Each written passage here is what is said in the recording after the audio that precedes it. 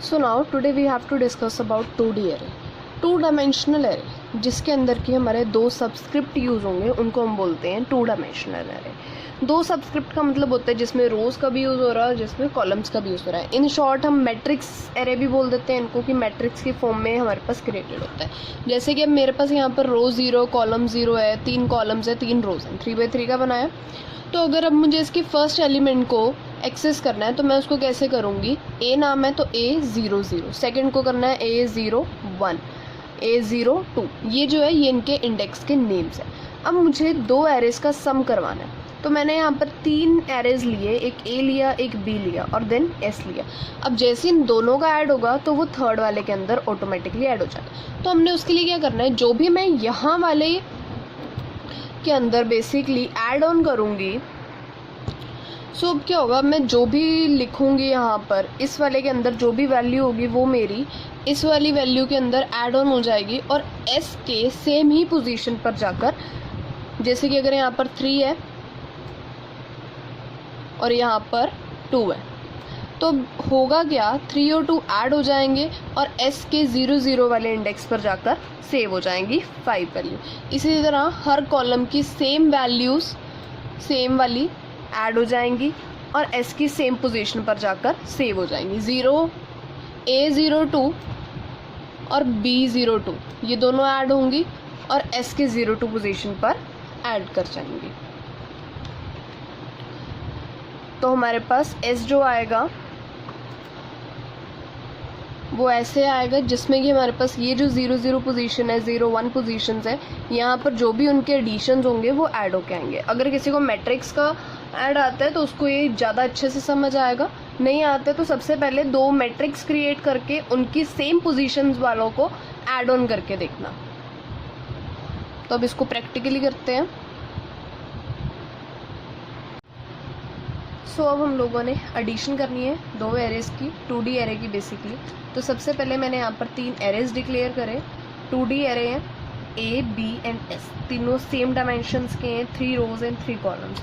उसके बाद I और J लिया जो कि लूप्स के थ्रू वर्क करेगा। देन मैंने सबसे पहले यूज़र को बोला enter elements of first array, कि फर्स्ट एरे के अंदर एलिमेंट्स जो भी हैं वो एंटर करें। अब कितने एलिमेंट्स होंगे फर्स्ट एरे के अंदर, कितनी रोज हैं 3, कितने कॉलम्स हैं 3, तो 3 × 3 9 एलिमेंट्स होंगे टोटल। अब उनकी पोजीशनिंग कैसे होती है, अगर वो पहली रो है तो उसका जितना नंबर ऑफ कॉलम है, तो अगर रो 0 है कॉलम 1 है 0 1, देन कॉलम सेकंड के लिए 0 1 0 2 0 3 0 0, इस तरह पोजीशंस होती हैं बेसिकली। इसी तरह हमने यहाँ पर लूप लगाई जो कि रो के लिए I वाली लूप है और कॉलम के लिए J वाली लूप है, कि अगर हम 0th रो पे हैं तो वो उसके तीनों एलिमेंट्स को एंटर करवाएगा, 0 1 एंड 2 को, तीनों कॉलम्स को फिल करवाएगा, स्कैनएफ करवाएगा, देन वो नेक्स्ट रो पर जाएगा, फिर नेक्स्ट रो हो जाएगी 1, देन 1 रो के तीनों एलिमेंट्स को एंटर करवाएगा J लूप की हेल्प से, देन रो हो जाएगी 2, देन सेकेंड रो के भी तीनों एलिमेंट्स को एंटर करवाएगा।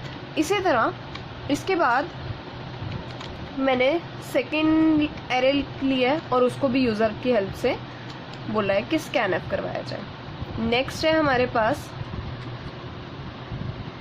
उन दोनों एरेज को प्रिंट करना है, तो बस हमने स्कैनएफ की जगह प्रिंटएफ लगाया है और हर बार जब एक रो प्रिंट हो जाए तो उसके बाद वहाँ पर क्या हो जाएगा /n, इसीलिए मैंने यहाँ पर क्या लिखा हुआ है /n।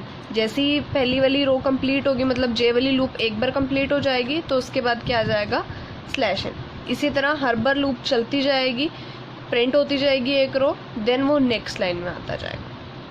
अब उसके बाद जो हमारा बेसिकली मेन कोड है, ये तो था उनको प्रिंट करना एंड ऑल, वो क्या है ये कि उनका सम करवा रहे हैं। सम कैसे होगा, अगर वो 0 0 पोजीशन पहले की है और दूसरे की भी 0 0, वो ऐड हो जाती हैं सेम पोजीशंस। तो इसीलिए हम लोगों ने यहाँ क्या लिखा है कि SI J, जो भी I और J की वैल्यू है, A के पास भी जो I और J पे नंबर है और B के पास भी जो I और J पर नंबर है, उनका एडिशन हो जाए और S की सेम पोजीशन पर जाकर स्टोर हो जाए। लाइक अगर मेरी I की वैल्यू 0 है और J की वैल्यू भी अभी 0, तो S के 0 0 पोजीशन पर क्या आएगी वैल्यू, जो A के 0 0 और B के 0 0 पोजीशन पर नंबर्स होंगे उन दोनों का एडिशन होकर आएगी। उसके बाद हम लोगों ने यहाँ पर उस एरे को प्रिंट करवा दिया। अब इसको एग्जीक्यूट करके देखते हैं। कंट्रोल F9 करा मैंने, enter element of first array, मैंने एंटर करे है उसके एलिमेंट्स।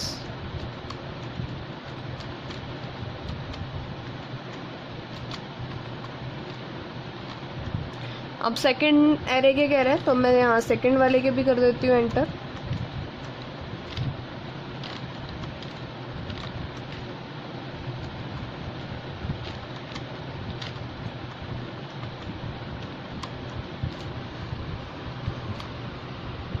अब ये थे हमारे पास दोनों एरेस और उनका सम है। अब सम अगर देखो तो क्लियरली दिख रहा है उसमें कि जो पोजीशंस है उन्हीं पोजीशंस के अकॉर्डिंग एडिशन